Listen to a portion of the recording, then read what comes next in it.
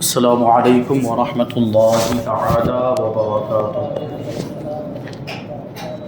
نحمده ونصلي ونسلم على رسوله الكريم اما بعد فاعوذ باللہ من الشیطان الرجیم بسم اللہ الرحمن الرحیم ان اللہ وملائکته یصلون علی النبی یا ایہا الذین آمنوا صلوا علیہ وسلموا تسلیما اللہم صل علی سیدنا ومولانا محمد معدن الجود والکرم وآلہ الکرام وابنہ الکریم وبارک وسلم صلاة وسلاما علیک یا رسول اللہ صلی اللہ تعالی علیہ وسلم۔ سورہ آل عمران آیت نمبر 17 کی تفسیر ہے۔ اللہ تبارک و تعالی ارشاد فرماتا ہے الصابرین والصادقین والقانتین والمنفقین والمستغفرین بالاسحار، صبر کرنے والے اور سچے اور فرما بردار اور راہ خدا میں خرچ کرنے والے اور رات کے آخری حصے میں مغفرت مانگنے والے ہیں۔ یہ دنیا کے طالبوں کا اس سے پہلے تذکرہ ہوا، دنیا طلب کرنے والوں کا ذکر ہوا کہ دنیا کی چیزیں، دنیا کی خواہشات ان کے لیے مزین کر دی گئی۔ زُيِّنَ لِلنَّاسِ حُبُّ الشَّهَوَاتِ، یعنی عورتوں کی، اولاد کی اور خزانوں کی، سونا چاندی وغیرہ کی محبت ان کے دلوں میں ڈال دی گئی اور وہ اللہ سے غافل ہو گئے۔ تو یہاں پر یہ دنیا داروں کا تذکرہ تھا، دنیا کے طلبگاروں کا تذکرہ تھا۔ اب اس آیت کریمہ میں آیت نمبر 17 میں ایمان والوں کا تذکرہ ہو رہا ہے، متقین کا تذکرہ ہو رہا ہے۔ متقین کی صفات بیان کی جا رہی ہے کہ ان کی کیا شان ہوتی ہے۔ تو متقین جو ہوتے ہیں، پرہیزگار جو ہوتے ہیں، وہ صبر کرنے والے ہوتے ہیں اور سچ بولنے والے ہوتے ہیں، کبھی جھوٹ نہیں بولتے، اللہ کی فرما برداری کرتے ہیں اور اپنا مال اللہ کی راہ میں خرچ کرتے رہتے ہیں، نیک کاموں میں خرچ کرتے رہتے ہیں۔ اور رات کے آخری حصے میں، اور رات کا آخری حصہ مطلب صبح صادق سے پہلے کا جو وقت ہوتا ہے وہ رات کا آخری حصہ، جس میں عام طور پر تہجد کی نماز پڑھی جاتی ہے، اور یہ جو وقت ہوتا ہے وہ اللہ کی رحمت کے متوجہ ہونے کا وقت ہوتا ہے۔ اس وقت اللہ تبارک و تعالیٰ کی رحمت کی بارشیں نازل ہوتی ہیں اور دعا کی قبولیت کا وقت ہوتا ہے، تو اس وقت وہ مغفرت طلب کرتے ہیں۔ یہ اللہ کے نیک بندے، متقین، پرہیزگار۔ فرماتے کہ دنیا کے طالبوں کا ذکر کرنے کے بعد اللہ تبارک و تعالیٰ کی طلب رکھنے والے متقین کا بیان کیا جا رہا ہے۔ یہاں ان کے کچھ اوصاف بیان کیے گئے ہیں اس آیت کریمہ میں۔ وہ اوصاف کون کون سے ہیں کہ متقی لوگ عبادت اور ریاست کے باوجود اپنی اطاعت پر ناز نہیں کرتے، بلکہ اپنے مولا سے گناہوں کی مغفرت اور عذاب جہنم سے نجات کا سوال کرتے رہتے ہیں۔ یعنی اگر نماز پڑھتے ہیں تو مظاہرہ نہیں کرتے کہ ہم تو بہت بڑے نمازی ہو گئے، عبادت کرتے ہیں تو اس میں ریاکاری نہیں کرتے، دکھاوا نہیں کرتے کہ ہم تو بہت بڑے عبادت گزار بن گئے، بلکہ وہ اپنی عبادتوں کو چھپاتے ہیں، اپنی نیکیوں کو چھپاتے ہیں، لوگوں کے سامنے ظاہر نہیں ہونے دیتے۔ ہاں کچھ چیزیں ایسی ہیں جو ظاہراً ہی کی جاتی ہیں، لوگوں کے سامنے ہی کی جاتی، تو وہ تو پتہ چل رہی ہیں، جیسے جماعت کے ساتھ نماز پڑھنا، جماعت کے ساتھ نماز پڑھیں گے تو پتہ چلے گا ہی، لیکن جو نیکیاں ایسی ہیں جن کو چھپانے کا حکم ہے ان کو چھپانا چاہیے، اور اپنی اطاعت پر ناز نہیں ہونا چاہیے، اپنی عبادت پر ناز نہیں ہونا چاہیے کہ میں بہت بڑا نمازی بن گیا، میں بہت بڑا عبادت گزار بن گیا۔ یہ اللہ والوں کا طریقہ نہیں ہوتا۔ اللہ والوں کا طریقہ یہ ہے کہ وہ نیک ہوتے ہیں، متقی، پرہیزگار ہوتے ہیں، گناہوں سے بچنے والے ہوتے ہیں، اس کے باوجود وہ اللہ تبارک و تعالیٰ سے توبہ کرتے رہتے ہیں، گناہوں کی مغفرت طلب کرتے رہتے ہیں۔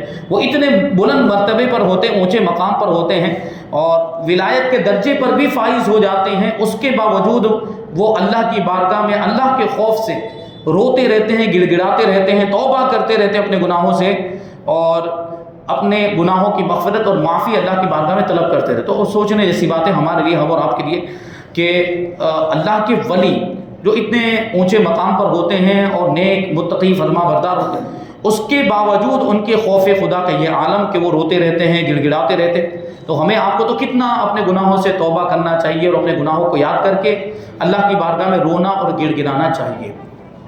تو وہ جہنم سے نجات کا سوال بھی کرتے ہیں۔ دوسری جو صفت بیان ہوئی وہ یہ کہ متقی لوگ، پرہیزگار لوگ طاعتوں اور مصیبتوں پر صبر کرتے ہیں۔ مصیبتوں پر صبر کرنا تو ہم اور آپ کو سمجھ میں آتا ہے، طاعتوں پر یعنی فرما برداری کے کاموں پر صبر کرنے کا کیا مطلب؟ کیونکہ اللہ تبارک و تعالیٰ کی فرما برداری کے جو بھی کام ہیں اس میں کچھ نہ کچھ ہمیں قربانی دینی پڑتی ہے، کچھ نہ کچھ تکلیف کا سامنا ہوتا ہے، کچھ نہ کچھ مشقت اور دشواری کا سامنا ہوتا ہے۔ جیسے قربانی ہے اس میں مال خرچ کرنا پڑتا ہے، زکوٰۃ میں بھی مال خرچ کرنا پڑتا ہے، حج میں بھی مال خرچ کرنا پڑتا ہے، اور جسمانی محنت بھی لگتی ہے، اور نماز کے اندر بھی ہمیں جسمانی محنت لگتی ہے، اور اس میں بھی تکلیف کا سامنا ہوتا ہے، رکوع سجدہ کرنا پڑتا ہے، دور رہتے ہیں تو وہاں سے چل کر آنا پڑتا ہے، یعنی کچھ نہ کچھ محنت اور مشقت اس میں بھی ہوتی ہے۔ تو اس پر صبر کرتے ہیں، یعنی ان چیزوں کی پابندی کرتے ہیں، عبادتوں کی پابندی کرتے ہیں۔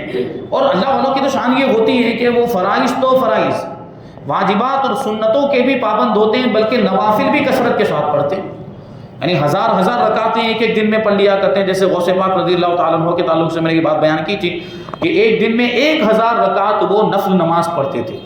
ابھی جو ایک دن میں 1000 رکعت نفل نماز پڑھتے ہوں گے تو کیا ان کی طرف سے یہ تصور کیا جا سکتا ہے؟ یہ ہم سوچ سکتے ہیں کہ فرائض چھوڑ دیتے ہوں گے؟ ہو ہی نہیں سکتا۔ جو 1000 رکعت نفل پڑھتا وہ فرض نماز کیسے چھوڑے گا؟ تو یہ شان ہے اللہ والوں کی۔ تو وہ مصیبتوں پر بھی صبر کرتے ہیں، طاعتوں پر بھی صبر کرتے ہیں، نیز گناہوں سے بچنے پر ڈٹے رہتے ہیں، کیونکہ گناہوں سے بچنے میں بھی ایک قسم کی مشقت، کیونکہ گناہوں کے اسباب بہت زیادہ ہیں، گناہوں پر ابھارنے والی چیزیں بہت ہیں، بہکانے والی چیزیں، وہ شیطان بھی بہکاتا ہے، نفس بھی بہکاتا ہے، لوگ بھی بہکاتے ہیں، بہت ساری چیزیں، دنیا کی رنگینیاں، آدمی اس کی وجہ سے اللہ سے غافل ہو جاتا ہے، گناہوں میں مبتلا۔ ان ساری چیزوں کے باوجود اگر کوئی گناہ سے بچا رہتا ہے، اپنے آپ کو اس پر وہ ثابت قدم رکھتا ہے، اس پہ ڈٹا رہتا ہے، تو یہ بہت بڑی خوبی کی بات ہے، یہ بہت بڑا کمال ہے، یہ اللہ والوں میں یہ خوبی ہوا کرتی ہے۔ تیسرے نمبر پر متقی لوگوں کے قول، ارادے اور نیتیں سب سچی ہوتی ہیں، وہ بات بھی سچی کرتے ہیں، نیت بھی ان کی جو کہتے ہیں اس کے مطابق ہوتی ہے، اور ارادے بھی سچے ہوا کرتے ہیں۔ نمبر 4 متقی لوگ اللہ کے سچے فرما بردار ہوتے ہیں۔ نمبر 5 متقی لوگ راہ خدا میں مال خرچ کرنے والے ہوتے ہیں۔ اور نمبر 6 متقی لوگ راتوں کو اٹھ کر اپنے رب کی عبادت کرتے ہیں، نماز پڑھتے ہیں، توبہ اور استغفار کرتے ہیں، اللہ تبارک و تعالیٰ کی بارگاہ میں گریہ وزاری کرتے ہیں، یعنی روتے گڑ گڑاتے ہیں، اور مناجات کرتے ہیں، یعنی دعا کرتے ہیں۔ مناجات اس دعا کو کہا جاتا ہے جو آہستہ کی جائے، یعنی آواز بلند نہ ہو۔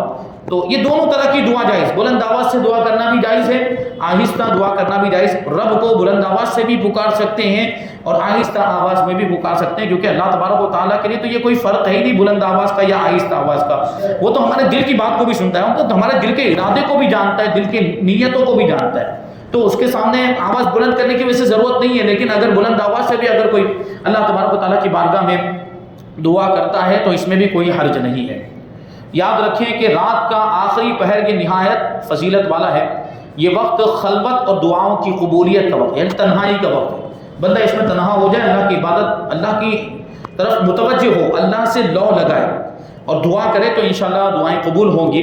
یہ جو رات کا آخری جو پہر ہوتا ہے، حضرت لقمان حکیم رضی اللہ تعالیٰ عنہ نے اپنے فرزند سے فرمایا تھا کہ مرغ سے کم نہ رہنا۔ مرغ مطلب مرغا، یہ مرغا جو ہوتا ہے وہ کیا کرتا ہے، صبح میں جب سورج نکلتا ہے تو وہ بانگ لگاتا ہے اور وہ لوگوں کو اٹھاتا ہے گویا کہ۔ تو سوچیں کہ وہ تو سورج نکلتے کے ساتھ ہی وہ بیدار ہو جاتا ہے مرغا، تو انسان اگر اس وقت سویا رہے جبکہ ایک پرندہ بھی جاگ چکا ہے تو یہ کتنی بڑی غفلت کی بات ہوگی کہ وہ تو اٹھ کر، اور اس کے بارے میں بھی یہ بیان کیا جاتا ہے کہ وہ اللہ کا ذکر کرتا ہے، یعنی ساری مخلوقات اللہ کا ذکر کرتی ہے اپنے اپنے اعتبار سے، اپنی اپنی زبان میں، ہم سمجھ نہیں پاتے ان کی بولیوں کو، لیکن وہ بھی اللہ کا ذکر کر رہے ہوتے ہیں۔ تو مرغا بھی جو بولتا ہے تو وہ بھی اللہ کا ذکر کر رہا ہوتا ہے۔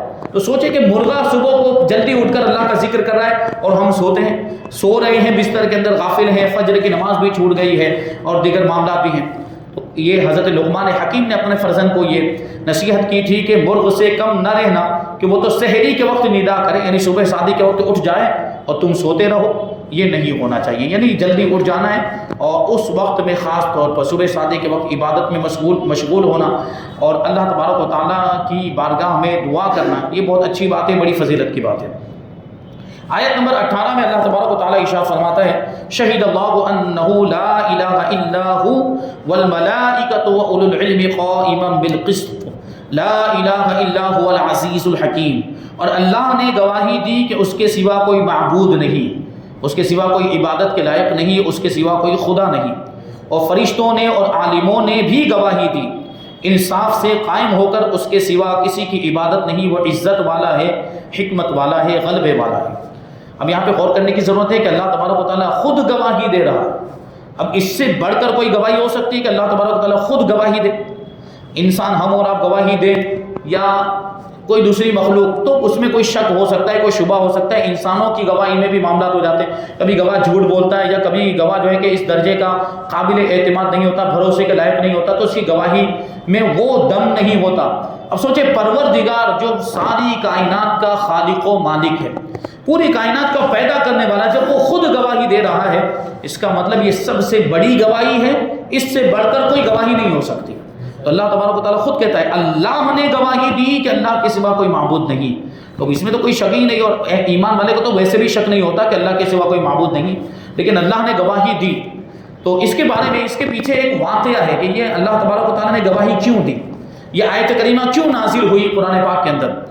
تو کہتے ہیں کہ ملک شام کے، سیریا کے علماء میں سے دو افراد، دو عالم حضور پاک صلی اللہ علیہ وسلم کی خدمت میں حاضر ہوئے، مدینہ منورہ آئے۔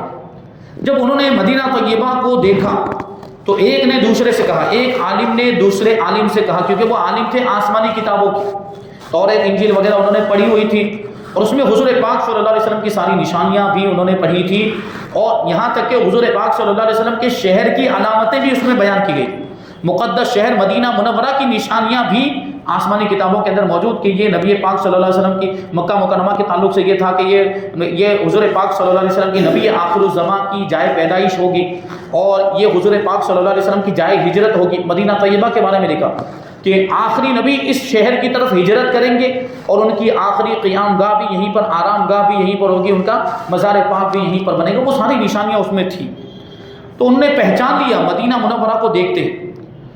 تو ایک نے دوسرے سے کہا کہ نبی آخر الزمان صلی اللہ علیہ وسلم کے شہر کی یہی صفت ہے جو اس شہر میں پائی جاتی ہے، یعنی جو ہم نے آسمانی کتابوں میں جو اس کی علامتیں پڑھی تھی وہ اس میں پائی جاتی ہیں۔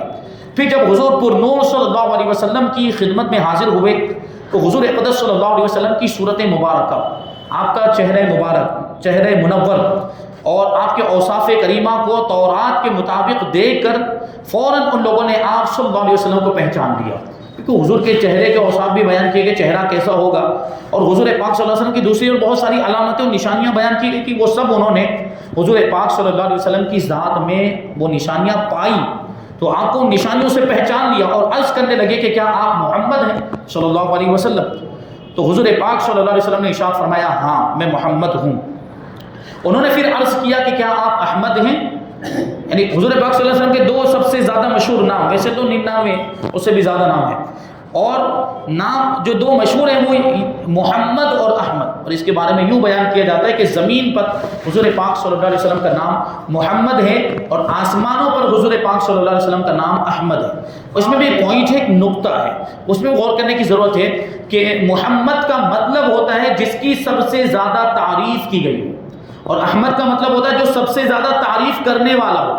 یہ بھی غور کریں، اس میں بھی پوائنٹ اور نقطہ ہے، کیونکہ حضور پاک صلی اللہ علیہ وسلم محمد اس اعتبار سے کہ جب سے دنیا بنی حضور کی تعریف ہو ہی رہی ہے، حضرت آدم علیہ السلام سے لے کر یہ تعریف کا سلسلہ جاری ہے، سارے انبیاء کرام حضور کی تعریف کرتے رہے، حضور کا چرچا کرتے رہے، اپنی امت کو حضور کے بارے میں بتاتے رہے، اوصاف اور آپ کی علامتیں، آپ کی نشانیاں، آپ کے فضائل، آپ کی خصوصیات اپنی امتوں کو سارے انبیاء کرام نے بتائی۔ تو یہ تعریف نہیں تو اور کیا، جب سے دنیا بنی تب سے لے کر ابھی تک حضور پاک صلی اللہ علیہ وسلم کی تعریف ہو رہی ہے، اور انشاءاللہ قیامت تک حضور پاک صلی اللہ علیہ وسلم کی تعریف ہوتی ہی رہے گی، اور قیامت میدان محشر میں بھی سارے اولین اور آخرین مل کر جمع ہو کر حضور کی تعریف کریں گے، اور اسی کو مقام محمود کہا جاتا ہے۔ تو زمین پر تو محمد ہے کیونکہ زمین پر حضور کی تعریف ہو رہی ہے، خوب زیادہ تعریف، لیکن آسمانوں پر احمد ہے۔ اس کا کیا مطلب ہوا کہ حضور پاک صلی اللہ علیہ وسلم کا جو نور ہے وہ ہر چیز سے پہلے پیدا کر دیا گیا تھا۔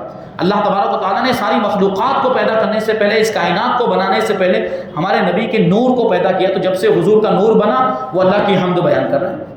حضور پاک صلی اللہ علیہ وسلم نور کی شکل میں بھی جب تھے تو اللہ کی حمد بیان کر رہے تھے، جب سے آپ کا نور پیدا ہوا تب سے لے کر دنیا میں تشریف ظاہری طور پر تشریف لانے تک وہ حضور پاک صلی اللہ علیہ وسلم اللہ کی حمد بیان کرتے رہے۔ اور پھر جب میدان محشر میں لوگ جمع ہوں گے تو وہاں پر بھی حضور پاک صلی اللہ علیہ وسلم اللہ تبارک و تعالیٰ کی ایسی حمد بیان کریں گے جو اس سے پہلے نہ کسی نے کی ہوگی نہ اس کے پاس کوئی کر سکے گا. ایسی حمد حضور پاک صلی اللہ علیہ وسلم اللہ کی بیان کریں گے. حمد مانے تعریف، یعنی اللہ کی ایسی تعریف بیان کریں گے حضور پاک صلی اللہ علیہ وسلم جو کسی نے نہیں کی ہوگی. اس لیے کیا کہا گیا کہ آسمانوں میں احمد. اسی لیے حضرت عیسیٰ علیہ السلام کے تعلق سے قرآن پاک میں جو آیت کریمہ ہے مبشرا برسول یأتی من بعد اسمہ احمد، حضرت عیسیٰ علیہ السلام نے اپنی قوم سے یہ کہا تھا کہ میں تمہاری طرف رسول بنا کر بھیجا گیا ہوں اور میں تم سے اگلی کتابوں کی تصدیق کرنے والا ہوں اور ایسے رسول کی بشارت دینے والا ہوں جو میرے بعد آئیں گے اور ان کا نام احمد ہوگا. حضرت عیسیٰ علیہ السلام نے بھی حضور پاک صلی اللہ علیہ وسلم کے تعلق سے یہ بشارت دی اور حضور کا یہی نام انہوں نے ارشاد فرمایا تھا احمد. تو حضور پاک صلی اللہ علیہ وسلم کے یہ دو نام ہیں. تو ان لوگوں نے یہ سوال پوچھا کہ کیا آپ احمد ہیں؟ تو سرکار دو عالم صلی اللہ علیہ وسلم نے ارشاد فرمایا ہاں میں احمد بھی ہوں. تو انہوں نے عرض کیا کہ ہم آپ صلی اللہ علیہ وسلم سے ایک سوال کریں گے، اگر آپ نے درست جواب دے دیا تو ہم آپ صلی اللہ علیہ وسلم پر ایمان لے آئیں گے، مسلمان ہو جائیں گے. تو اللہ کے رسول صلی اللہ علیہ وسلم نے ارشاد فرمایا کہ سوال پوچھو. تو انہوں نے عرض کیا کہ کتاب اللہ میں سب سے بڑی شہادت کون سی ہے؟ کتاب اللہ یعنی اللہ کی کتاب میں سب سے بڑی شہادت یعنی سب سے بڑی گواہی، سب سے بڑی گواہی کون سی ہے؟ تو اس پر یہ آیت کریمہ نازل ہوئی اور اسے سن کر وہ دونوں شامی عالم کلمہ پڑھ کے مسلمان ہو گئے. کیونکہ اس میں دیکھیں گواہی شہید اللہ انہ لا، اللہ نے گواہی دی، شہید اللہ انہ لا الہ الا ہو، اللہ گواہی دے رہا ہے تو اس سے بڑی کوئی گواہی ہو سکتی؟ تو یہ سب سے بڑی گواہی. تو اسی آیت کریمہ کو سن کر وہ دونوں کلمہ پڑھ کے مسلمان ہو گئے. اور اس آیت میں آگے جو فرمایا گیا کہ اللہ تبارک و تعالی اور فرشتے اور اہل علم علم والے، اور علم والوں سے مراد کیا ہے؟ انبیاء کرام علیہ الصلوۃ والسلام اور اولیاء اعظام صالحین نیک، ان لوگوں نے سب نے گواہی دی. یعنی اللہ نے بھی گواہی دی، فرشتوں نے بھی گواہی دی، انبیاء کرام نے بھی گواہی دی، اولیاء صالحین متقین پرہیزگاروں نے بھی گواہی دی کہ اللہ کے سوا کوئی معبود نہیں ہے. تو اس سے معلوم ہوا کہ اہل علم بڑی عزت والے ہیں. کیونکہ دیکھیں اہل علم کا ذکر کن کے ساتھ ہو رہا ہے؟ علم والوں کا ذکر کن کے ساتھ ہو رہا ہے؟ اللہ تبارک و تعالیٰ خود اپنے ساتھ فرشتوں کے ساتھ اہل علم کا ذکر فرما رہا ہے. تو اس سے علم والوں کی فضیلت ظاہر ہوتی ہے. اللہ تبارک و تعالیٰ نے انہیں اپنی توحید کا گواہ اپنے ساتھ بنایا. یعنی اللہ بھی گواہی دیتا ہے، فرشتے بھی گواہی دیتے ہیں توحید کی، اور علم والے بھی گواہی دیتے ہیں. الحمدللہ یہ علم والوں کا مقام و مرتبہ. لیکن یہاں علماء دین سے مراد علماء ربانی ہیں، علماء ربانیین ہیں، یعنی صحیح العقیدہ اور صالحین علماء، نیک علماء، اپنے علم پر عمل کرنے والے علماء. علماء ربانیین وہ ہوتے ہیں جو خود اللہ والے ہوتے ہیں اور لوگوں کو اللہ والا بناتے ہیں. علماء ربانیین کون ہوتے ہیں؟ جو خود اللہ والے ہوتے ہیں، ہمیشہ ہر وقت اللہ کا ذکر کرتے رہتے ہیں، اللہ کو یاد کرتے رہتے ہیں، اللہ کی عبادت سے، اللہ کی یاد سے کبھی غافل نہیں ہوتے. اور ان کو دیکھو تو اللہ یاد آ جاتا ہے، ان کا چہرہ دیکھو تو اللہ یاد آ جاتا ہے اور دل میں خوف خدا پیدا ہو جاتا ہے، نیکیوں کا جذبہ پیدا ہو جاتا ہے، گناہوں کی نفرت پیدا ہو جاتی. یہ جو علماء ہوتے ہیں یہ علماء ربانیین ہوتے ہیں، یہ خود اللہ والے ہوتے ہیں اور دوسروں کو اللہ والا بنا دیتے ہیں. ہم دیکھتے ہیں بہت سارے بزرگوں کے ایسے واقعات، ہم بہت دور نہ جائیں، ماضی قریب میں ایسے بہت سے پیران اعظام گزرے ہیں اور اللہ کے نیک بندے گزرے ہیں کہ جو ان کی صحبت میں آ جاتا ہے، یا جو بعض پیران اعظام جو کاملین پیر تھے اور جامع شرائع پیر تھے، ان کے مریدین کو آپ دیکھیں آج کے زمانے میں، وہ پیر صاحب اگرچہ رحلت کر گئے، وصال کر گئے، ان کا انتقال ہو گیا، لیکن ان کے مریدین میں آج بھی ان کی صحبت کا اثر باقی ہے، ان کی نصیحتوں پر وہ عمل کرتے ہیں. اور اکثر مریدین کو آپ دیکھیں گے تو داڑھی رکھی ہے، نمازی ہے، نیک ہے، متقی پرہیزگار ہیں. تو یہ اللہ والوں کی صحبت کا اثر ہوتا ہے. یہ جو ہم یہ جملہ سنتے رہتے ہیں کہ یہ مسل سچ ہے کہ ہو جاتا ہے صحبت کا اثر، یہ شعر ہے، یہ مسل سچ ہے کہ ہو جاتا ہے صحبت کا اثر، آدمی کیا در و دیوار بدل جاتے ہیں. تو صحبت کا اثر ہوتا ہے اس طریقے سے، آدمی اچھے کی صحبت میں رہے گا تو اچھا بنے گا، برے کی صحبت میں رہے گا تو برا بنے گا. تو یہ اس کے بارے میں یہ بھی فرمایا گیا کہ علماء کرام کی جو صحبت ہوتی ہے وہ عطر کی دکان کی طرح ہوتی ہے. یعنی عطر کی دکان میں آپ جائیں تو اگرچہ عطر نہ خریدے لیکن آپ معطر ہو کر واپس آئیں گے، خوشبودار ہو کر، یعنی خوشبو سے فائدہ آپ کو ضرور ملے گا. عطر کی دکان کا یہ حال ہوتا ہے. تو علماء کرام کی صحبت کا بھی یہی معاملہ کہ آپ ان کی صحبت میں بیٹھیں گے تو آپ کو ضرور بھی ضرور کچھ نہ کچھ فائدہ ملے گا. ان کی صحبت میں بیٹھنے سے آپ کو کچھ سیکھنے کو ملے گا، علم کی باتیں جاننے کو ملے گی، اسلام کی معلومات ملے گی، مسائل جاننے کو ملے گی، بہت کچھ. علماء کرام کی اگر بارگاہ میں آپ بیٹھتے ہیں تو ان کی صحبت کا یہ فائدہ ہوتا ہے. تو یہ اللہ والے کو خود اللہ والے ہوتے ہیں، لوگوں کو اللہ والا بنا دیتے ہیں، جن کی صحبت سے اللہ تبارک و تعالیٰ کی کامل محبت نصیب ہوتی ہے. یعنی اللہ کی محبت دل میں بیٹھ جاتی ہے علماء کرام کی بارگاہ میں بیٹھنے کے بجائے، کیونکہ وہ اللہ کا ذکر کرتے ہیں، اللہ کی خوبیاں بیان کرتے ہیں، اللہ کی صفات بیان کریں گے، اللہ کی قدرت کا تذکرہ ہوگا ان کی محفل میں، تو خود بخود خدا کی محبت دل میں بیٹھے گی، وہ بھی کیسی؟ کامل والی محبت، جس عالم کی صحبت سے اللہ تبارک و تعالیٰ کے خوف اور حضور پاک صلی اللہ علیہ وسلم کی محبت میں کمی آئے، وہ عالم نہیں بلکہ ظالم ہے۔ اس لیے پہلے کہہ دیا کہ یہاں عالم سے مراد کون ہے؟ عالم ربانی، یعنی جو خود سنی صحیح العقیدہ ہو، اپنے علم پر عمل کرنے والا ہو، نیک متقی پرہیزگار ہو، وہ عالم یہاں پر مراد ہے۔ اگر کوئی عالم ایسا ہے کہ اس کی محفل میں جا کر بیٹھو تو بکواس ہوتی ہے، فالتو کی باتیں ہوتی ہیں، بیکار کی باتیں ہوتی ہیں، یا ایسی باتیں ہوتی ہیں جس سے آدمی گمراہ ہو جائے، سدھرنے کے بجائے بگڑ جائے، تو وہ شخص عالم نہیں، عالم کہلانے کے لائق نہیں، بلکہ وہ ظالم ہے، ظلم کرنے والا ہے۔ تو جو لوگ مطلب اس طریقے سے عالم کہلانے والے لوگ بھی اور ایسا کام کر رہے ہیں تو ان کو اس سے نصیحت حاصل کرنی چاہیے۔ بہرحال یہاں پر آیت نمبر 18 کی تفسیر مکمل ہوئی، انشاءاللہ تبارک و تعالیٰ آیت نمبر 19 کی تفسیر ہم آئندہ درس میں شامل کریں گے۔ اللہ تبارک و تعالیٰ کی بارگاہ میں دعا ہے کہ جو کچھ بھی بیان ہوا اس پر ہم سب کو عمل کرنے کی توفیق عطا فرمائے، اور نور قرآن سے ہم سب کے دلوں کو روشن اور منور فرمائے۔ وما علینا الا البلاغ۔